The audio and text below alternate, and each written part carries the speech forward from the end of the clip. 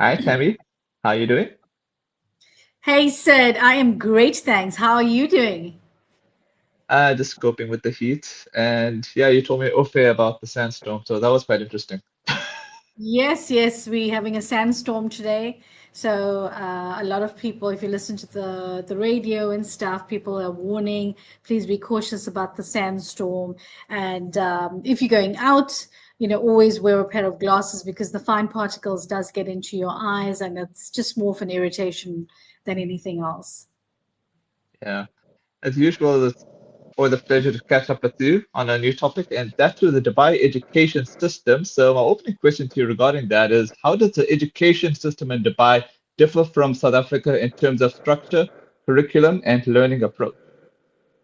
So here in Dubai, the education system is more international, a little bit more flexible, offering multiple, if you may call it curricula. They offer the British, the IB, the American system, the Indian system, etc. And there's strong focus on global standards, technology, and also I think it boils down to student choice as well. um, Whereas in South Africa, the systems are more standardized. Hmm. They focused mainly on following, I think it's the CAPS curriculum, and they have more strong focus on exams and fewer curriculum options in public schools, I would say. So, in simple terms, to put it, Dubai is more international, more choice driven, and I would say skills focused. Whereas in South Africa, it's a national standard, very structured, and Hmm. exam focused.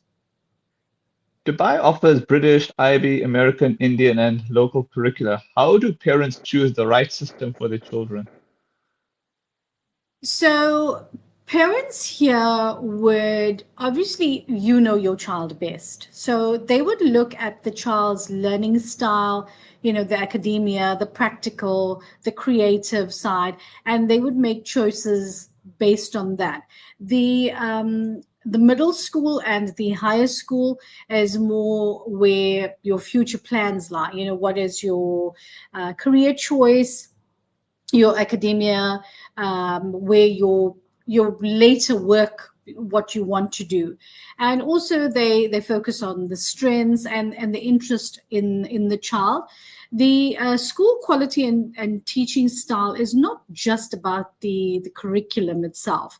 So they look at more the broader aspects of, I know some people don't actually teach their child how to use a knife. Here, they teach them the different skills, the cooking skills, climbing a tree, those kind of things, those fine motor skills, the gross motor skills, getting like everything into that. So basically, parents match the curriculum to the child's needs and the long term goals, not just the school's reputation. All right. There's a question for you in the comments here already from Rishjita. Hi, Tammy. Is Arabic a compulsory in the education system? What is the difference between middle and high school in Dubai?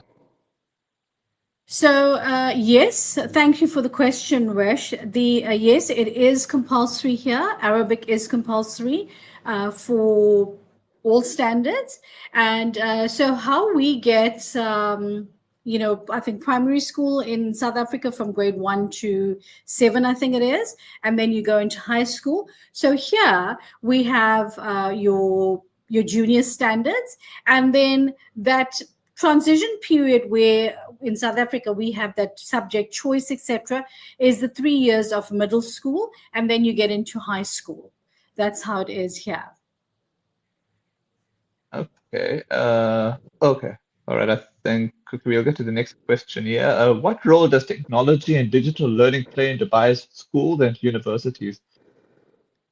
So, technology and digital learning are huge here in Dubai, especially in the universities. But I do a lot of acting, so I help out some of the drama students, some of the um, students in the filmmaking industry. So I see how the technology is key in the schools, in the universities, especially, and they use they or promote AI tools to support the personalized learning, online resources, the blended learning styles.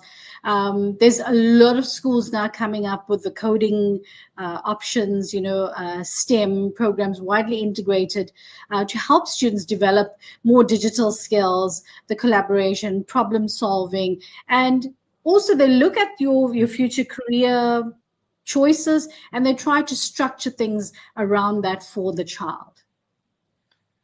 How accessible is quality education in Dubai when it comes to fees, scholarships, and international students? So, quality education here is widely available, but it's cost a pretty penny, Mm. especially in the private international schools. Fees vary greatly by curriculum and school reputation.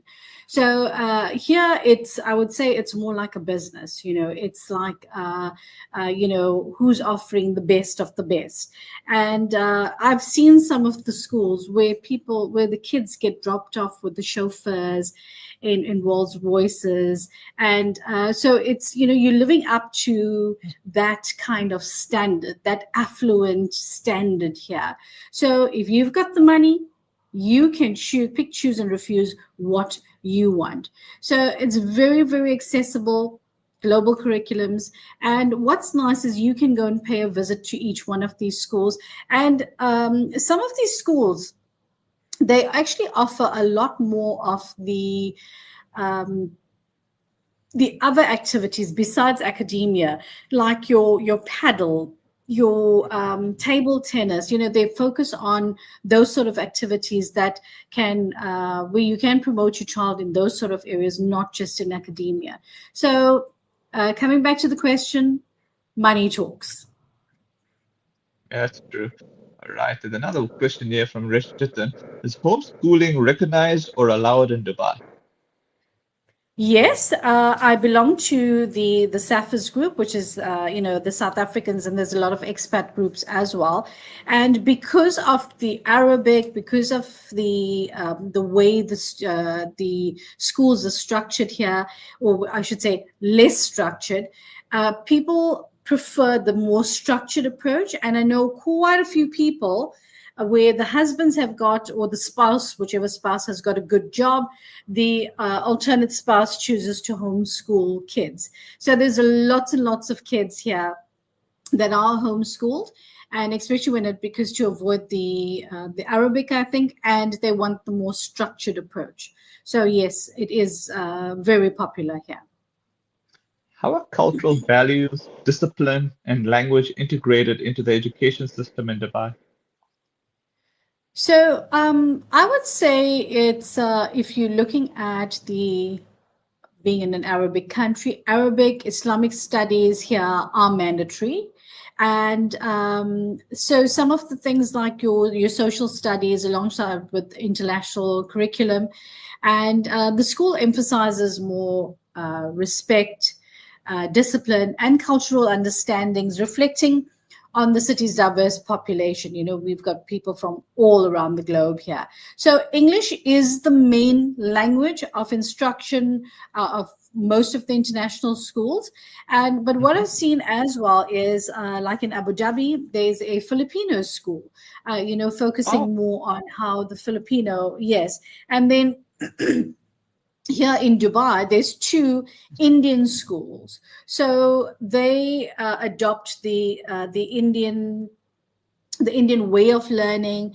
And I know some of the schools actually have a 6-day school week, so they adopt those type of things, and the government actually allows that. all right. My final question to you, do you feel the education system in Dubai adequately prepares students for global careers and future job markets? You want the honest answer? Yes. I would say no. if I can give you my personal example, my when I moved to Saudi, my son was on his final year of schooling, Mhm. and he actually said to me, "Mom, if I get a place in either UP, UCT, or in Stellenbosch, I'm staying." So UP, University of Pretoria. And if you look at those schools, they are part of the top universities in the world. And when we looked at Saudi, the write up, the feedback from people was just very poor. If you look here as well, the feedback, the write up about what the schools offer, and people are often chopping and changing schools, which is not very healthy for a child, I would say. Mhm. And so my son stayed in South Africa to finish his studies there because of the more structured approach and the way the universities offer their curriculum there. So if you look here, I've seen a lot of kids here, even in Saudi, where once they finish high school, they're actually going abroad. They're going to London, they're going to the States, they're going to Yale, Harvard, Oxford, wherever it is. A lot of kids going into Canada as well to study abroad, because the universities here, I've not had personal interaction when it came to the academia side, but I've noticed a lot of people, they find it very limited. Whereas in terms of like South Africa, you got such a vast spectrum. And I know sometimes, like my son in particular, he did a BIT information science. And in the last year, he did a double degree where he incorporated informatics in there. So we've got that flexibility. Here, we don't have that. So to tell you very honestly, the education system here is still needs to have a lot of groundwork, a lot of prepping before they can actually be internationally recognized. All I gotta say that thanks so much for your time, and as usual, I'll catch you next week. Absolutely. Lovely chatting as always. Love and light to all.